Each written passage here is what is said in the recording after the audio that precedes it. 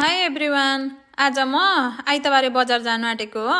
अन्त बिहान उठेर खाजा खाएर हामी बजारतिर गयौँ। अनि बजारमा आज हटिया लाग्दो रहेछ कि। अन्त त्यहाँनिर फुलहरू पाइन्छ अरे, अनि सब्जीहरू पाइन्छ अरे, अनि घुम्न नि हुन्छ भनेर मदनले हिँड न भनेर बिहान गयौँ। अनि गएर हामीहरू फुलहरू हेऱ्यौँ अलिअलि, अनि सब्जी हेऱ्यौँ। अनि यहाँ चाहिँ फुलहरू अलिक सस्तो पाउँदो रहेछ कि। अनि अलिअलि फुलहरू ल्यायौँ। अनि त्यहाँदेखि घर आयौँ। अनि त्यहाँदेखि मैले आएर मदनलाई अलिकति माटो खन्नु लाएँ। अनि अस्ति ल्याएको बिरुवा पनि थियो नि त, बिउ पनि थियो नि त। अनि त्यहाँनिर मैले चाहिँ अस्ति ल्याएकै माटोहरू थियो, मलहरू थियो। अनि त्यही मल माटो अलिअलि मिसाएर अनि त्यहीँनिर बिउ राखिदिएँ। उम्रिने हो कि नउम्रिने हो थाहा छैन।